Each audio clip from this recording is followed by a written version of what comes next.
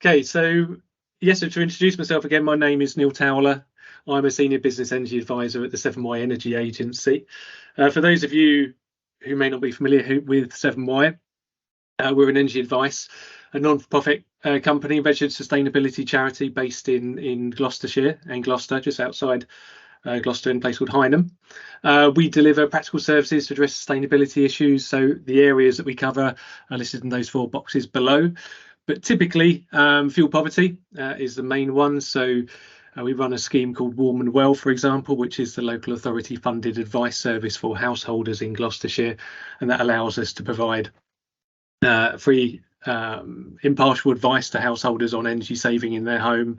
We can do things like home visits. We can channel funding for things like insulation, heating systems, renewables in some cases, that type of thing.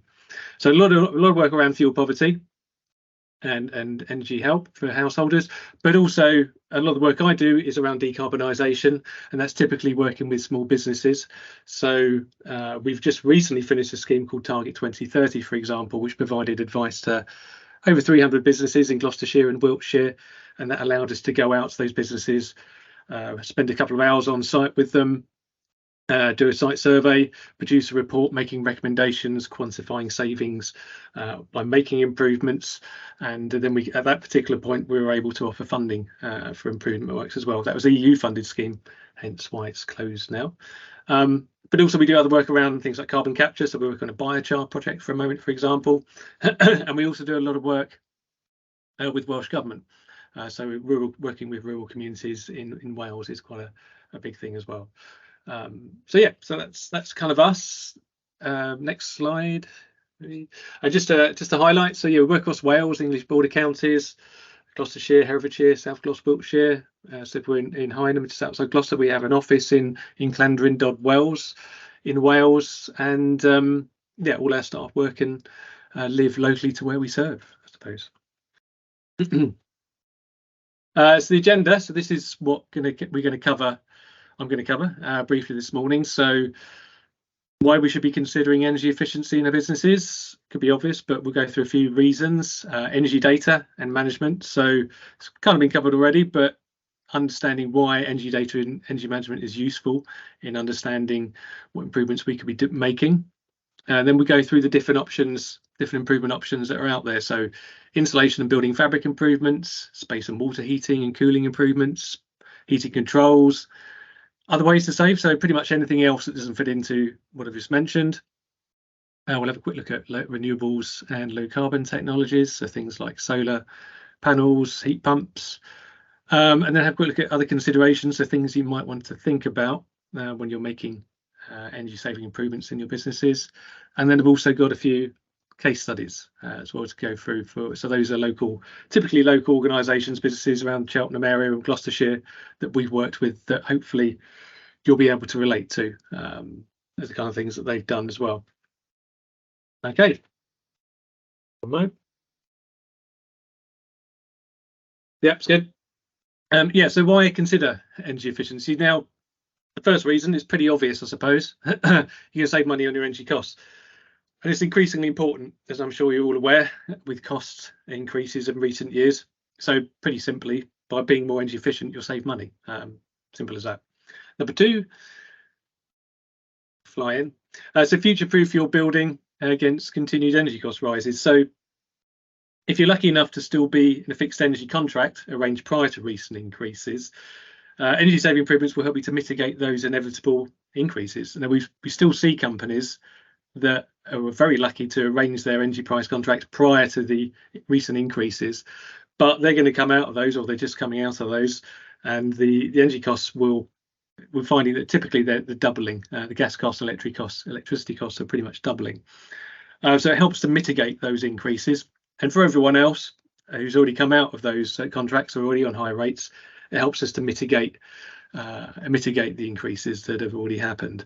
And the very small benefit for energy cost increases is that the value of energy saving improvements has actually increased. So the payback on making improvements has quite considerably increased over the last few years. So there is a small glimmer of hope in high energy costs, perhaps, maybe.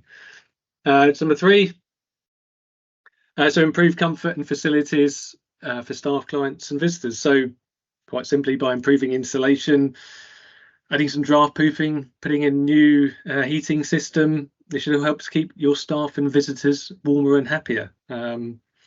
Or it could be by improving facilities by adding an electric vehicle charging point, for example. That would allow staff and visitors to charge their vehicles whilst they're at work, or whilst have people visiting the building, perhaps even using some of the free electricity being generated by solar PV array on the roof. So that's a benefit. Number 4, there could be other potential funding and incentive schemes out there that could be a benefit as well, that you could also be utilising as well as this scheme. So there'll be a couple that pop up. There is the Smart Export Guarantee. So that's, if you're not familiar with it, so if you put a solar PV array on your roof, for example, you'll get paid for every kilowatt hour of electricity that you don't use, and you feed back to the grid. So solar PV array generates energy. Some of it you'll use on site, some of it you'll feed back to the grid, and you'll get paid for that. What you export back, not a lot, but a little bit. There's a boiler upgrade scheme.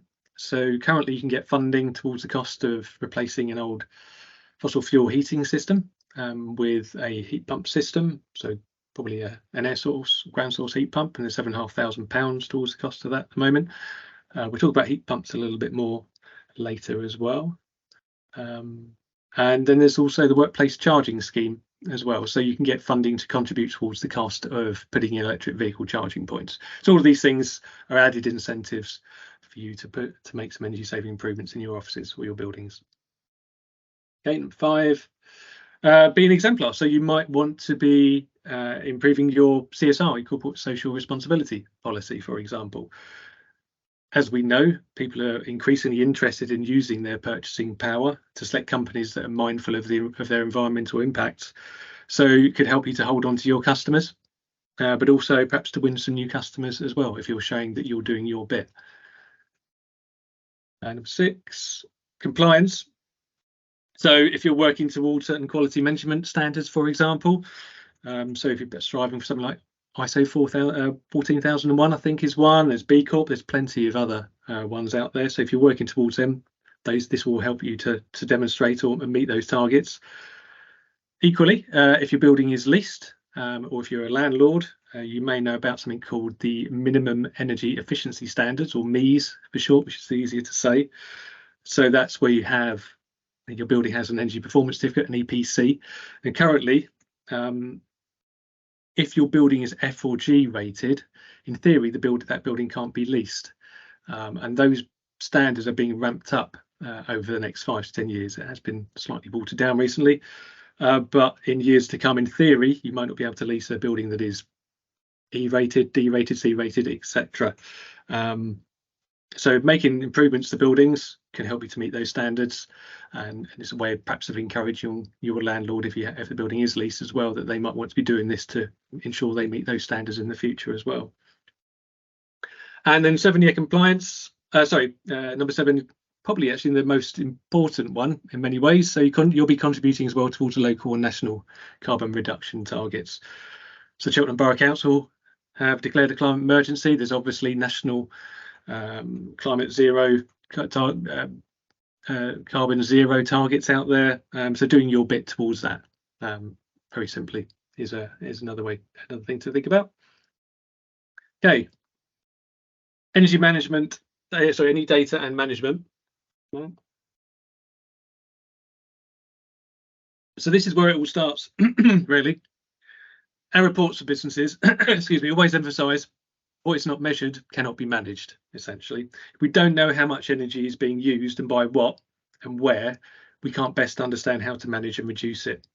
Now, the Cheltenham Zero scheme requires that building energy emissions are measured, and there are apps and software that can help with that. And obviously, Zeller is one that you can certainly use. Equally, as Rebecca mentioned, there are other options out there as well, and you can get a consultant in or do it in a nice sort of spreadsheet. Keep records that way as well. But essentially, you may need to look for help with measuring and understanding your energy data. And a big help is smart meters. And there are several benefits to having smart meters if you don't already have them. So smart meters, essentially accurate data equals accurate bills. Now, if you don't have a smart meter, you may be getting estimated bills, and that's not very useful in understanding your energy consumption. Also, with estimated bills as well, which we quite commonly see when we work with businesses, that they'll have lots of underestimated bills, and then they'll suddenly get a big bill come through. So it doesn't help with cash flow by getting estimated bills through as well. Also, actually, smart meters, they allow access to the increasing availability of time of use tariffs, which can help you shift your consumption potentially to other times of the day. So there'll be times of the day where it's cheaper to import energy. So perhaps as well, if you have batteries, you could then store energy in your batteries during the cheaper period of time during the day, and then use that energy in the more expensive period of time. So period of time during when electricity is more expensive to import. So you can only do that if you have a smart meter. Another big benefit of smart meters is that you then have access to half-hourly data as well. If you haven't seen that before, this is something that's provided by your energy supplier, and it shows you exactly how much energy you're using for every single half hour of every single day of the year. Usually comes in the form of a spreadsheet, which we then typically will then can format, but you can format as well. And then it allows you to pick out peaks in demand, for example, peaks in consumption, if you want to understand the times of the day that you're using more energy than others, but also anomalies as well. So I've been recently looking at an organisation, and we've been able to pick out that lighting has, for example, has been left on overnight just by looking at this spreadsheet, where occasionally it gets left on. So it's useful, that kind of thing. So understanding your energy use can also help you to validate the impact of improvement measures as well. So helping you to better understand the potential for savings, or to confirm there have actually been savings as well. Just a quick example. So I worked with a community centre in Wales recently. They were very interested in putting in a nice big solar PV array on their quite large roof area. We had a look at their energy bills, and we discovered actually that their electricity use was tiny, really. It was a fraction. It was essentially, having a solar PV array probably wouldn't have benefited them in any great way, really. They were better to focus on making some fabric improvements or changing their heating system. Having a solar PV array, most of the electricity they would have generated would have gone straight back to the grid, which is good for carbon, but on an energy cost saving perspective, it probably wouldn't have done much, to be honest. So understanding energy data can allow us to understand the cost benefits and the payback as well on the investments that we're making. But it can also help us to understand if the measures we installed are working properly or having the impact that we wanted them to. So again, another quick example. Worked with a shop in Gloucestershire. They had a solar PV array on their roof, and they wanted to look at expanding that solar PV array. But no one in the organisation actually monitored their energy use, monitored the solar generation. And when we dug into their data a little bit, we actually discovered that the solar array they had on the roof wasn't actually working, and it might not have been working for quite some time. But because no one had been checking their energy data, no one had been able to pick that up. So of course, there was no point in expanding that solar PV array until we could get the existing array fixed and then understand what the impact of that array was. Energy management improvement measures. So I'm aware that Cheltenham Zero Scheme can look at funding energy management improvements. So I just put a couple up there as an example. So you've got BMS, so building management systems. These are probably more relevant for larger organisations with lots of processes going on, so heating, cooling processes, extraction systems, and all of those need to be managed and optimised. And where you do have lots of processes like that going on, a BMS system can be very effective. The Carbon Trust estimate can save about 10% on your annual energy bills. So that's one thing. So if that's relevant, that's going to be something that could be worthwhile looking at if you don't have one already. For smaller organisations, submetering can be a good idea as well. So submetering It could be sub-metering a building. So if you have 1 meter and that feeds 2 or 3 buildings perhaps, you could then sub-meter those individual buildings to better understand what the impact is of those different buildings.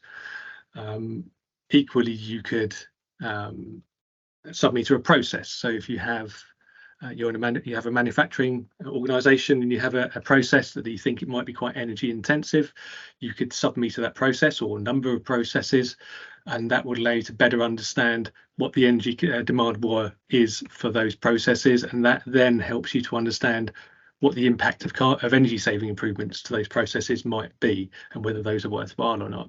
So sub-metering can be a good idea as well. Those are just 2 options for that. Okay. Insulation and building fabric. So we're just going to talk through briefly some of the improvement measures that you can look at for your building. And improving the building fabric is usually where we start. So if you can reduce the heat demand of a building, then small heating systems can be specified. So I'll go through them briefly. Some of them are pretty obvious perhaps, but always worth highlighting, I think. So wall insulation, now that could be cavity wall insulation. So if you have a building that's built roughly from the 1920s to the 1990s or thereabouts, chances are it will have cavity wall, and that cavity wall may not be insulated. If it was built post 1990, then or 2000 or thereabouts, probably insulated as part of building regulation standards.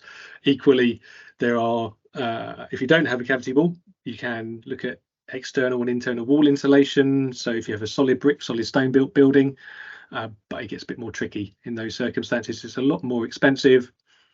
If the building is listed, you may need to get planning permission. The payback is typically longer, but it can be feasible, particularly if you're renovating and refurbishing the building. Loft and roof insulation. If you've got an accessible loft area, as we typically do in our homes, that's a quick and easy thing to do. You can top up the loft insulation to 400 millimeters. If you've got 200 millimeters or less currently, 400 mil is the building reg standards for loft insulation now. Making sure you don't forget loft hatches as well. Common thing people forget, you need to insulate your loft hatch and draft proof that as well. Otherwise you've just got a big cold spot in the middle of your loft, in the middle of your ceiling. Flat roof insulation as well is possible. Typically, that's something you might want to consider if you're refelting, recovering your flat roof, but it should be done as well, ideally. Floors, a bit of a tricky one. Potentially, you can insulate floors if you have a suspended floor with a nice cellar underneath, and you can access that quite easily. That's something that can be done quite simply. If you have a typical suspended floor with not much room underneath, or a solid floor, again, it can be quite expensive and not something you can do over a spare weekend, but it can improve comfort and can make savings. But again, it might be something to be done when the building's been refurbished or renovated, something like that. Glazing, doors and draft proofing. Obviously, the simple one really is if you've got single glazed windows, you can put in double or triple glazed openings. If you've got a more of a historic building perhaps, and you don't want to be putting in UPVC glazing over a nice sash window, then you can also then look at instead at repairing and draft proofing sash windows, perhaps even secondary glazing as well, those windows. And there are lots of options for secondary glazing, things that you could put in just over the winter and take down in summer, for example. Glazing improvements can improve comfort a lot because you're reducing those drafts.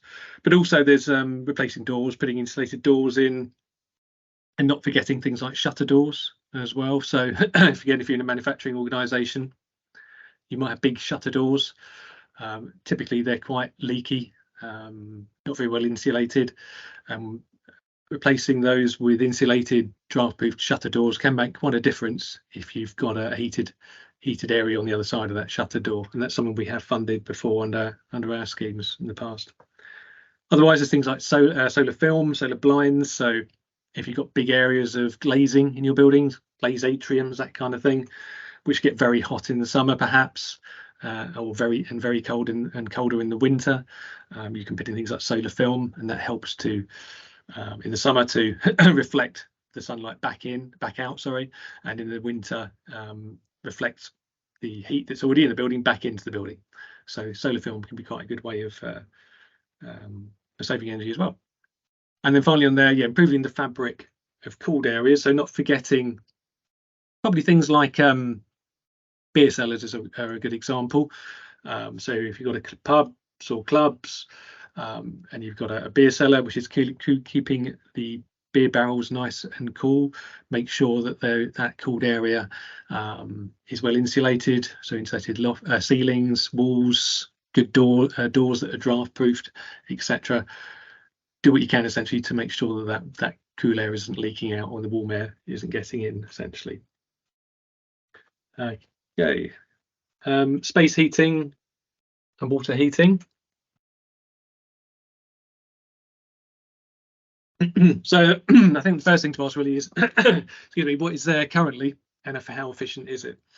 If it's only a few years old, and you've only you've got a nice condensing gas boiler, for example, that's I said only 2 or 3 years old, it may not be the best option yet to look at that. But if your boiler is 15, 20 years old, getting towards the end of its lifespan, and this has low efficiencies, then replacing it with a condensing gas boiler, condensing oil boiler, LPG boiler will make cost and carbon savings. That said, if zero carbon is the main driver or ambition, you're going to have to shift away from fossil fuels to an electric-based heating system. And probably the best option for that will be a heat pump, air source or ground source. And these essentially use free energy from the air or the ground, and they can work in all buildings. So they can be historic buildings as well. Ideally, you make fabric improvements to that historic building first, so insulate the building, draft proof it, etc. But that applies to all buildings anyway, be it if they're historic or not. So there are 2 main types of heat pump. There's air or ground to water. There is water source heat pumps as well, but not so common. And these can use an existing radiator or underfloor heating system. You might need to add in additional radiators or put in some larger radiators perhaps. This makes up for the fact that heat pumps typically run at a lower temperature than traditional gas boilers, etc. And therefore you need a slightly larger surface area to make up for that difference. But you should also consider air-to-air, so air-to-air heating systems, so essentially air conditioning, heat pumps, and they're an obvious replacement perhaps for standard electric heating. So perhaps you don't have a radiator distribution system already, then an air-to-air system, or if you need cooling as well, because they can provide cooling options too. That's not to say standard electric heating doesn't have its place as well. Occasional use areas like bathrooms and toilets where you just need to take the chill off the room a little bit, and they're time and thermostatically controlled. Electric heating can work well in those areas. Equally, warehouses can be quite a good example as well. So if you've got a big warehouse or manufacturing building, you don't want to try and heat up the entire volume of air in that building. You might just have a few workers at workstations. Radiant heating can be quite a good option in those cases. So radiant heating, kind of like the sunlight, it radiates heat. So if you're in the line of that heating, it will warm you up essentially. Once you're outside of the line of that heating, you won't be. But it's good in areas where you don't want to heat up the entire volume of that particular building. And a few considerations as well. So what other future improvement works are being considered or required?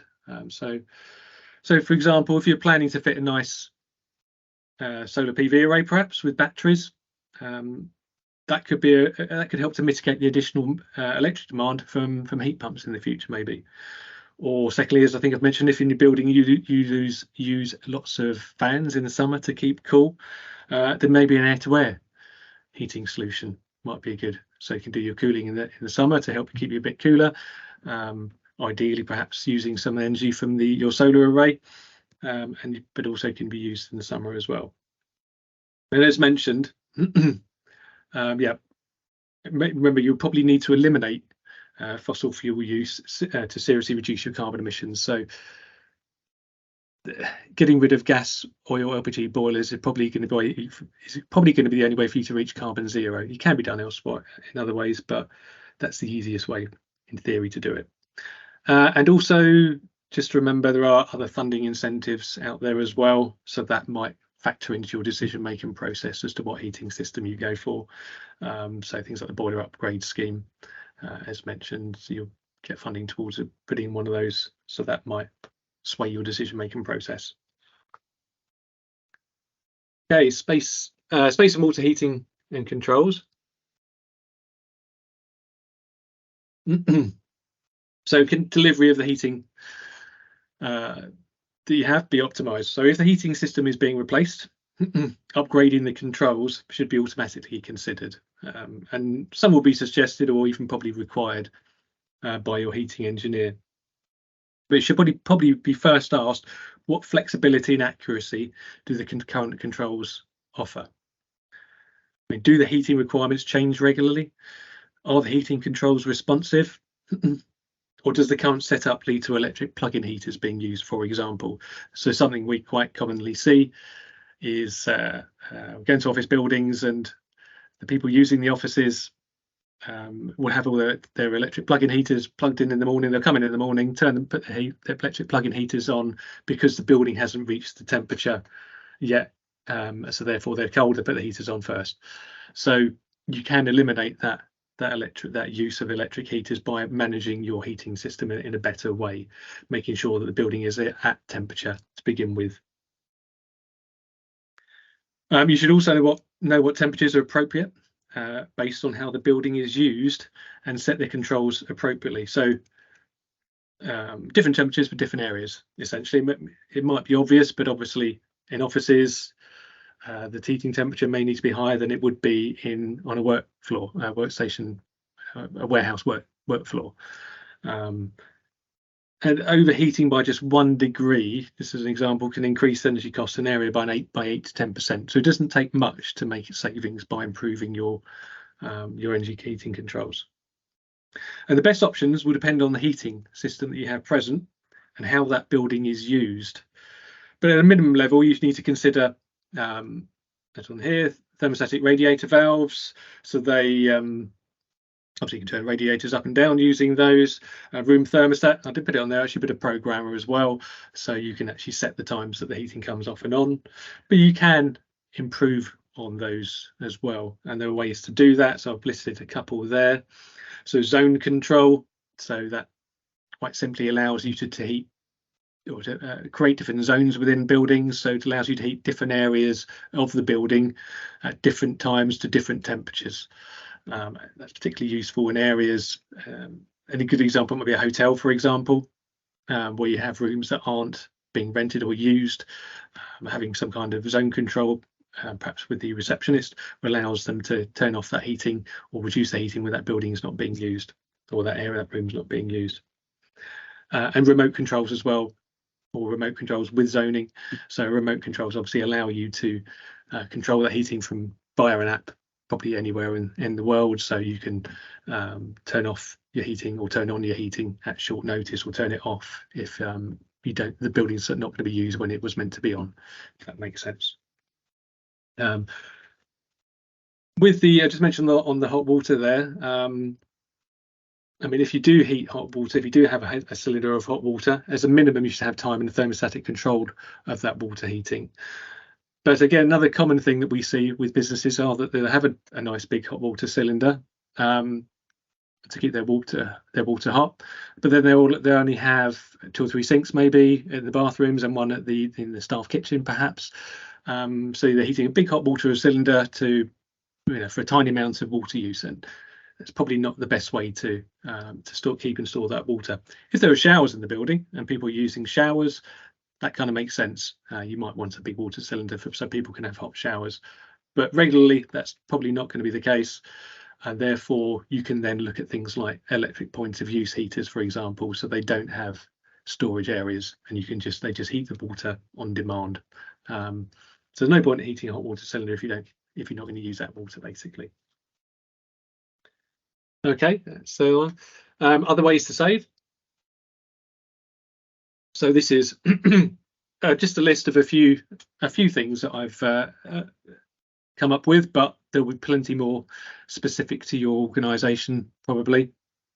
A few examples here. So probably the most obvious one, LED lighting, is probably one of the main recommendations that always comes out at reports. Something we commonly have funded in the past because it's relatively low cost, but you do get good returns from replacing old fluorescent tubes, halogen lighting, metal halide lighting in warehouse, that type of thing, with LED lighting. And typically you can get about 50% saving on the energy demand by putting LED lighting in, and adding sensors in as well to that LED lighting makes quite a difference as well. So PIR lighting sensors, for example, so if you've got rooms or areas in warehouses, etc., that don't need to be lit all the time, the lights will only go on when people enter those areas. You've got daylight dimming sensors, so they will then pick up, those sensors will pick up when the light is at a certain level, only turn the lighting on when it's actually needed. And also to remember that there are lights internally and externally typically. So again, commonly I'll go to offices or buildings and the external lights will be on during the day because they don't have any controls on them. They rely on someone turning them off or on. So ideally you have either a motion sensor or a timer or a light sensor on there to make sure they're only used when necessary. Ventilation. So obviously ventilation is important for air quality, of course, and should be considered if fabric improvements are being made to a property. So you've got things like ventilation with heat recovery, that can be an option.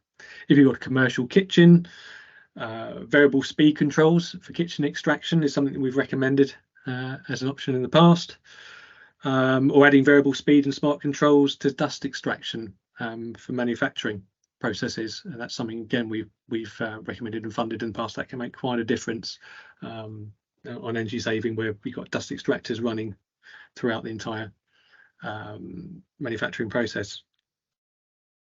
Destratification fans, so that's the picture on the top right there. So if you've got a building with a big vaulted ceiling like that, obviously the warm air typically will rise to the top of that building and just sit there if the loft's been insulated, the roof's been insulated. A destratification fan will then recirculate that air back down to ground level where it's needed, and that's quite an effective way of helping save money or energy on heating. Ambient cooling, that's a picture on the top left there, if you've not heard of that. So that's something that goes typically into beer cellars. So if you're cooling a beer cellar, what an ambient cooler does, it recognises that for a large portion of the year, the air outside the building is probably cold enough to keep that cellar cool, and you don't need to use a cellar cooler. So the ambient cooler will work alongside your cellar cooler, so it only runs when necessary. So that expands the lifetime of that cellar cooler, as well as obviously saving energy by the fact that it's not running as often because you're dragging in that cold external air already. Pumps and motors, probably more relevant for manufacturing organisations, but things like variable speed drives and inverters, the fact around this is typically a 20% speed reduction can save 50% in energy use. So if you've got lots of pumps and motors running, putting variable speed on them can make quite a big saving. We've got next, compressors. So that's the bottom right picture there. So commonly garages is an obvious example perhaps, but again in manufacturing organisations, compressors, the Carbon Trust estimate that compressor can typically account for up to 30% of the site's total electricity use. So it's a big demand on the site energy use typically. So replacing that could be something with a modern compressor, or you can make improvements to existing compressors as well to make it more energy efficient. So compressors is a good one.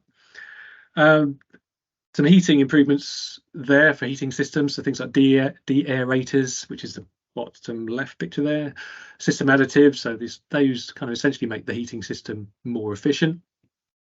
Weather compensation, so that's something that is a control or a gadget essentially that allows your boiler to understand what the weather is like outside, the temperature is outside, and adjust the heating inside in relation to the temperature outside. Then you've got induction hobs. So again, commonly we go into things like restaurants or pubs, and the gas hob will be running from the time the service starts in the morning. So it will just run constantly, and then it would be turned off at the end. And obviously that uses a lot of gas. Induction hobs, obviously, you may know they only produce heat when you've got the pan on the actual hob itself. So that can make quite a big saving. I've mentioned, I put in the brackets there, carbon only. It's partly because the cost of electricity is so high compared to the cost of gas. The cost saving can be quite marginal, but the carbon saving is quite considerable. Also, another benefit is if you haven't got gas running all the time producing that heat, it can save on kitchen extraction costs as well, because the kitchen doesn't get quite so hot, and it makes the kitchen a more comfortable place for workers as well. One more there, and a couple more actually. Water efficient taps, showers and toilets. There is a carbon intensity to water use, obviously, but also if you're heating hot water, obviously by having more water efficient taps and showers and things, you'll save energy on that hot water as well. And timers on drinks fridges, just very quickly. So a lot of drinks fridges, again, in pubs and clubs, they don't need to be on 24 hours a day, because you don't need to keep those drinks cold all the time. So having a 7-day timer which switches them off overnight, for example, is quite a good way of saving energy, and that's quite a quick and easy thing to do. But that's just those there, but there could be loads more as well. You could look at, more efficient machinery, refrigeration systems, new refrigeration systems, pipe work, insulation. There's lots of other things there. Okay, on to renewables and low carbon technologies.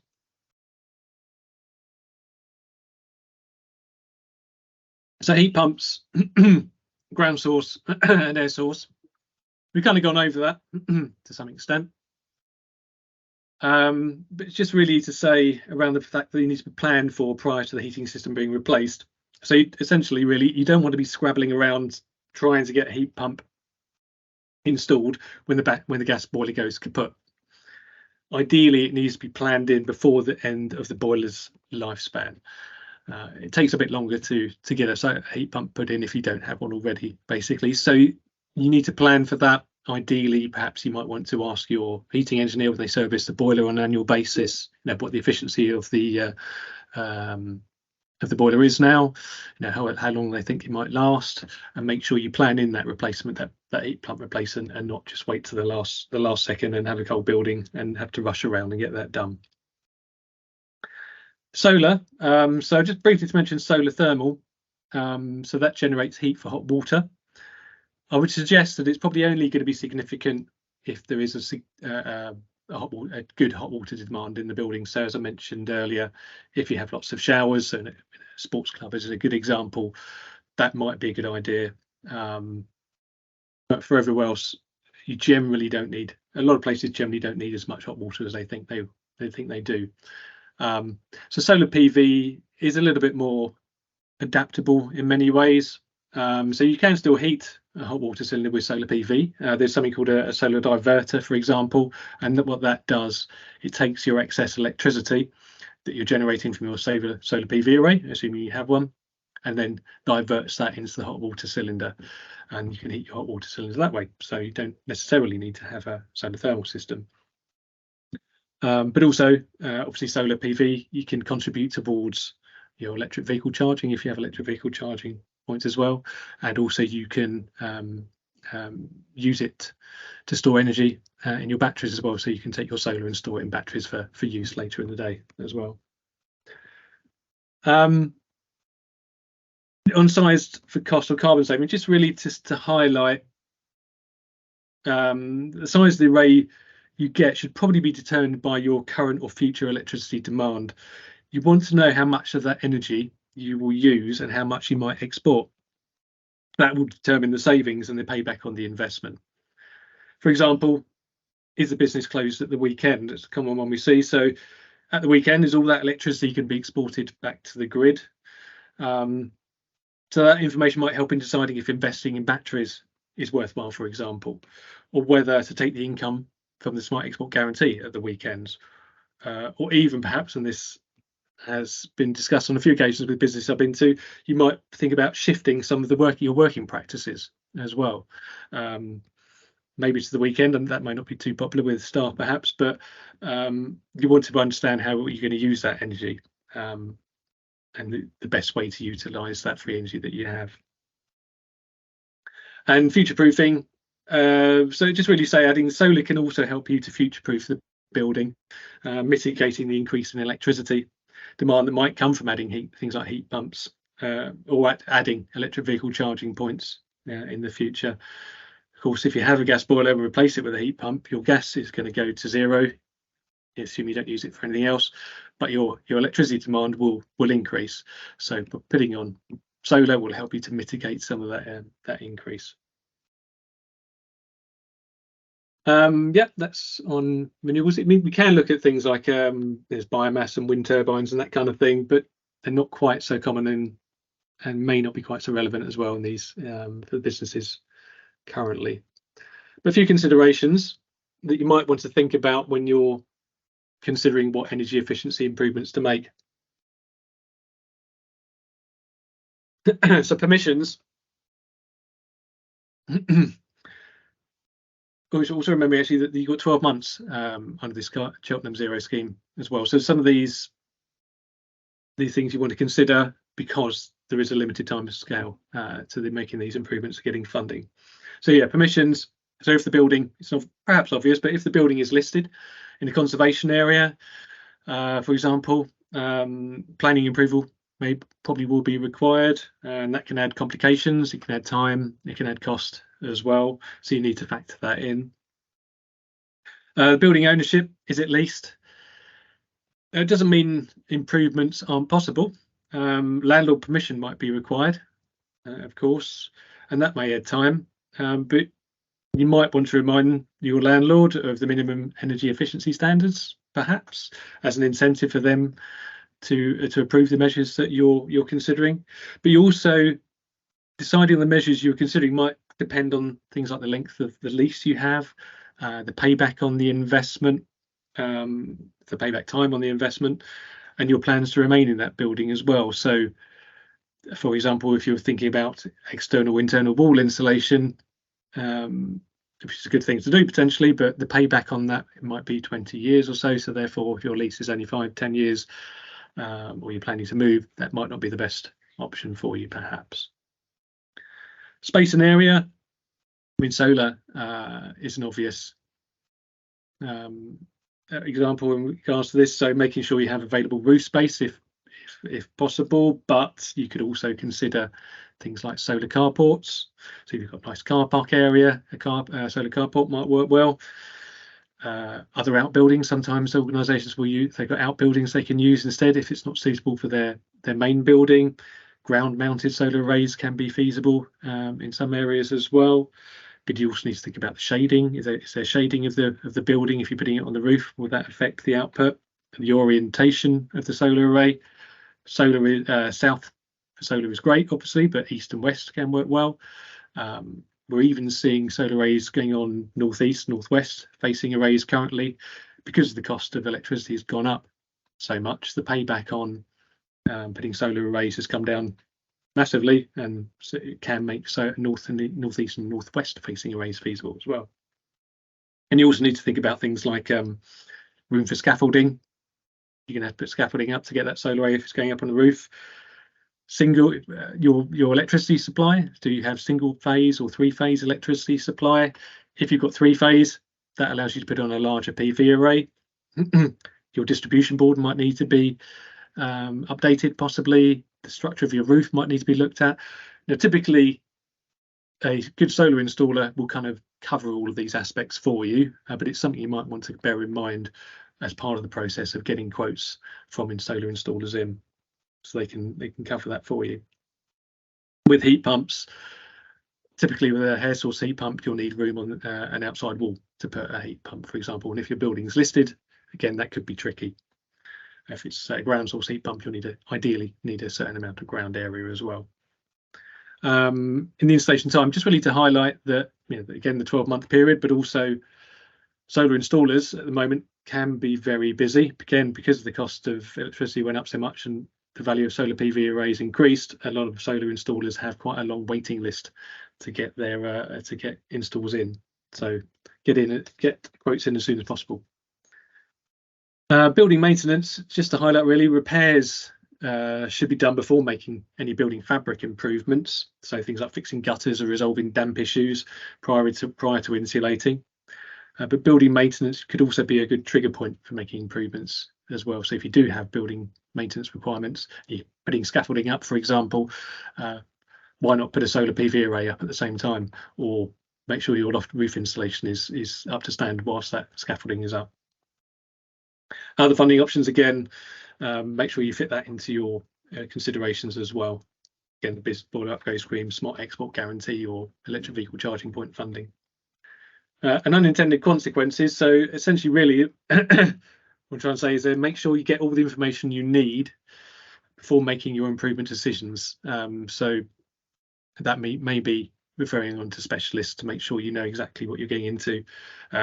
Rebecca highlighted an example to me recently when we were talking. So we had a community centre, and I'm not sure it was ourselves, but destratification fans had been recommended for that building, and their architect very kindly specified some destrat fans for them. They were installed, but what they had realised was those destratification fans were incredibly noisy. So whenever people were using the hall, wanted to give talks, presentations, etc., they couldn't actually use the fans because the noise of the fans was so loud. Now, unfortunately, I think the architect had specified destrat fans that were suited really for manufacturing organisations, and not a destrat fan that is suited for a community hall. So making sure you get that decision right is a good example. Condensation damp from incorrectly speccing insulation in historic buildings, not considering ventilation, that type of thing is another common one as well. So those are some things to consider. Hopefully that's covered a lot of the things that you can potentially do. But just going to go through a few case studies now of recent local organisations that hopefully will be relevant for the kind of things that you might want to be thinking about as well.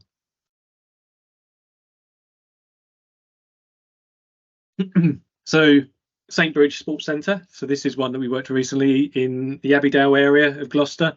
It's the home of the old Centralians rugby club. The clubhouse was built in 1958. They've got a bar and a coffee shop, and it's used throughout the week for functions, private hire, events and meetings, as well as by the rugby club itself. Now, they were very keen on being getting to carbon zero and also reducing their energy costs, obviously. So they'd done quite a lot already by the time we went out to see them. They'd already put a solar PV array on the roof, as you can just about see, I think, on that photo. They'd replaced most of their heating with air conditioning. They changed all the lights to LED lighting, and that roof as well was recently replaced. So I think they did that at the same time as the solar, so that roof was nicely insulated as well. So what we recommended, when we looked at their data and had a meeting on site, we worked out that their main energy demand now really was coming from their cellar, by cooling their cellar. So putting a new cellar cooler in, it's quite an old existing one, and adding an ambient cooling system, as I've mentioned earlier, was the best way for them to reduce their energy demand. We recommended timers for drinks fridges as well, as I've mentioned earlier. We recommended hot water heat pumps. So they were still using gas, I think, for heating their hot water for things like showers. You can get heat pumps that just do hot water only, so they heat hot water only, and that is a good way for them to eliminate gas use from the building, essentially. And also a solar PV array extension, so they were looking to extend the solar array as well, covering the other half of that building, and adding in some battery storage, putting in some electric vehicle charging points as well. We had savings we identified are in the region of about £5,300 for that particular building. Okay, then the next one. So I picked another relatively local one. So the Purrs Lane restaurant in Cheltenham, if you're familiar with that. It's a small independent family-run restaurant, specialising in fish, seafood.